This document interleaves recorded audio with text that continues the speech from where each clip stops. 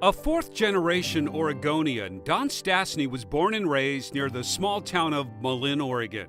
Well, as a young boy, we started working in the fields when we were 5, flagging potatoes, and after that worked our way up to driving tractor, which we started to do about age 8 or 9. Malin was a town where hard work was valued, but folks put a higher emphasis on education. My graduating class was 13. And out of those 13, I think everybody went to college.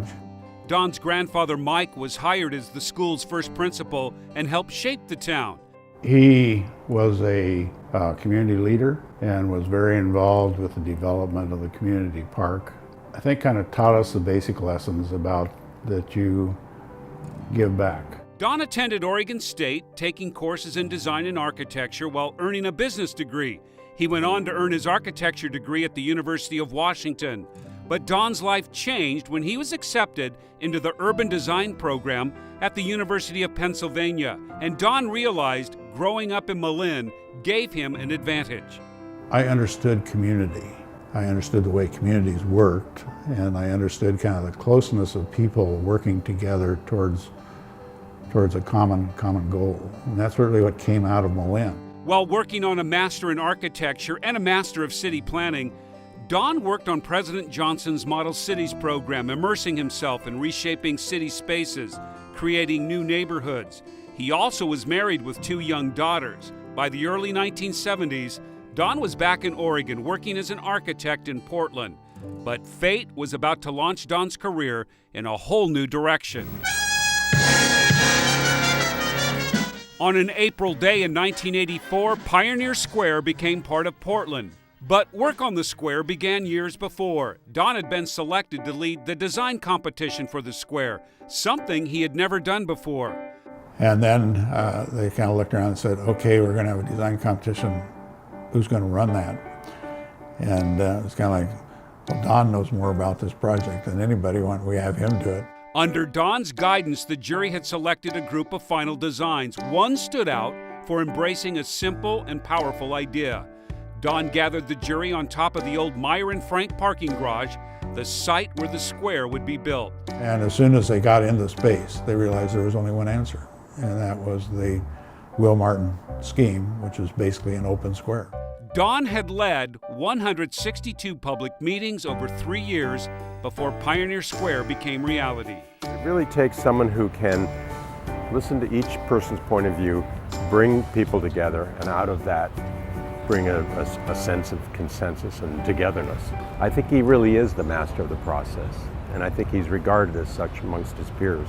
We hope that we have here designed a public square which will attract both use and affection, and thus become a vital place in the hearts of the people. Will Martin, who was the winning architect, was really a folk hero, but I think Don Stastny is the real hero because he's the one who brought us this wonderful, beloved Portland icon.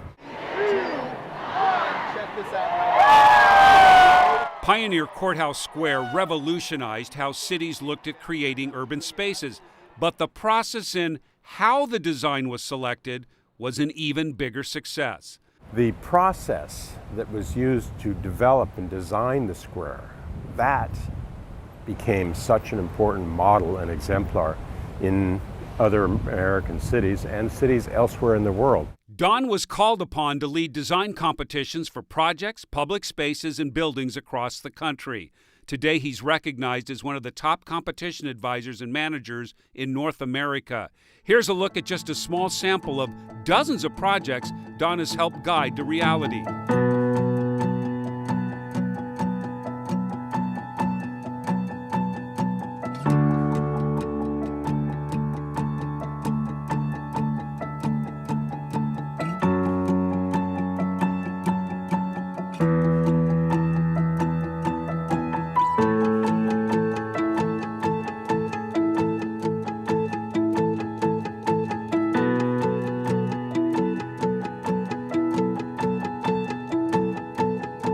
My job as competition manager is designing a process that allows people to do their very best work.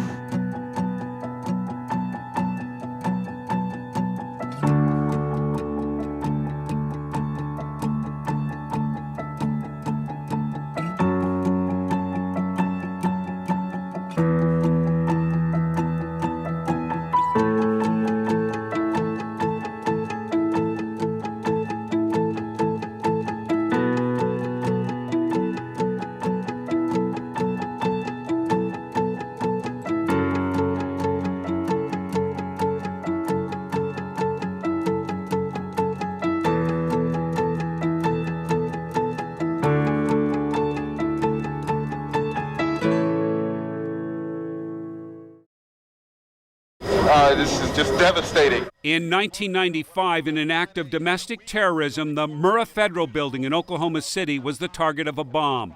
168 people died, including 19 children. Don led the design competition for a memorial, meeting with survivors and families who had lost loved ones before the jury considered the designs. This idea of the chairs that Hans and Tori Bootzer came up with was an extremely powerful kind of idea. It was a little bit like Maya Lin's first kind of pastel sketches of the gash in the ground for the Vietnam Memorial. After it was finished, I didn't go back for 10 years. They asked me to come back to see it, and it was pretty emotional. Man your station, aircraft on. 6 years later, Flight 93 would crash into a field in Shanksville, Pennsylvania, the result of the 9/11 terrorist attacks. This memorial would be built as a national park. Don led the design competition. Our work was both to create what the memorial symbol is, or what the memorialization is, but also how that fit in the larger construct of a landscape that would be a national park landscape. These boys from Oregon showed us Indian dances. As a young boy, Don had attended the 1957 Boy Scout Jamboree in Valley Forge, Pennsylvania. Traveling by train from Oregon, among the scouts on the trip, a group of Native American boys from Warm Springs. Whenever we would stop at a place, the Warm Springs boys would put on their regalia and they'd dance for the local audience, whoever was there. And during that trip, they taught me how to dance. Years later, the Confederated Tribes of Warm Springs selected Don to design their museum. During his presentation, Don showed them what he had learned from the Warm Springs Scouts. The last slide that we put up was a picture of me dancing from way back when, and that sealed the deal. Don's gift of listening and respecting culture was the driving force behind the museum design. We noticed that they begin their meal with a drink of water and a prayer, and they end their meal with a prayer and a drink of water. So we felt that the water had to be the first thing you saw and the last thing you saw as you came to the museum. Don asked the elders for a word, meaning museum, to go above the entryway. We don't have a word for museum because we don't keep our stuff. We give it away, or it's buried with us. But they say, we do have a word for you, Don, and it's Twanat. It's a Hapton for this is the way we are, or the way we were. So in many ways, it's very appropriate, I think, to have Twanat as the kind of theme of the museum itself. So often when outside experts come into Indian country to do work or to research, they're telling the community who they are and what they are. Don listens to what people are saying.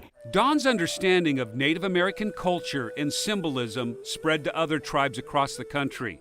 His award-winning designs in Native American architecture now dot the landscape.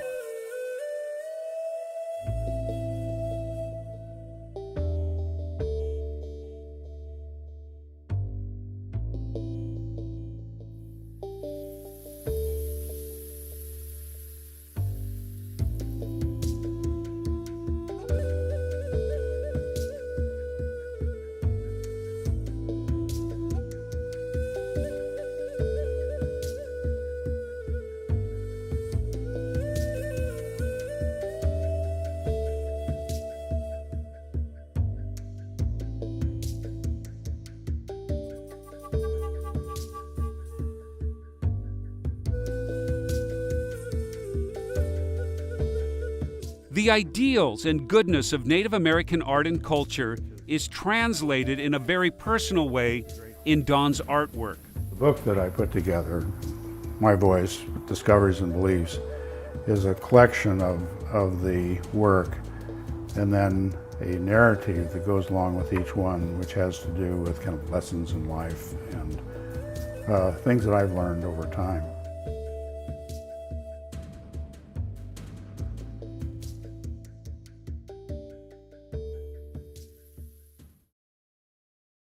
Jan has been my wife and partner for 50 years, and we have 3 great kids. I've always said this, he's a middle child, and he learned to settle the waters between his brother and his sister as a kid.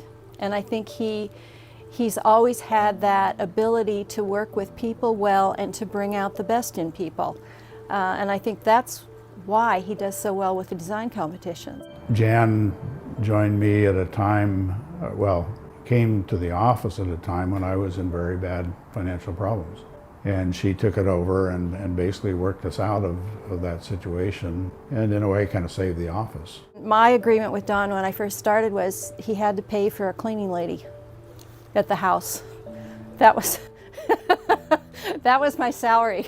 I wouldn't do it unless I could at least have the house clean. And I went to work full time. Designed and built almost 40 years ago, the Portland Open Space Sequence is a series of interactive fountains, plazas, and connecting pathways designed by renowned landscape architect Lawrence Halprin. Don is part of the effort by the Halprin Landscape Conservancy to restore and revitalize the sequence. It wasn't too long after he joined the board that some of his standout ideas caught the attention of the broader community here. And those people went up to Don and said, "We like your ideas and we want more placemaking ideas to build on the work of Halprin." So guess what? He was asked to lead another design competition. We have a big idea, and if that idea goes public, I think people will want to clap Don on the back like I will and say, "Here comes another Portland icon thanks to Don Stastny." There comes a point in your career where you understand kind of the meaning of a line that you're drawing and what that means three-dimensionally to eventually end up in defining a space. Don Stastny can look back on a life of work remembering stories and lessons learned. But the most valuable lesson comes from family, from growing up in Malin, and something his grandfather Mike once told him. One of the most important things he said to me the last time I saw him, he said, "Don, live a good life." And I didn't know what that meant, I don't think, until a few years ago when I was reflecting back on it and realized what he was telling me is to do something that made a difference, that contributed to the idea community.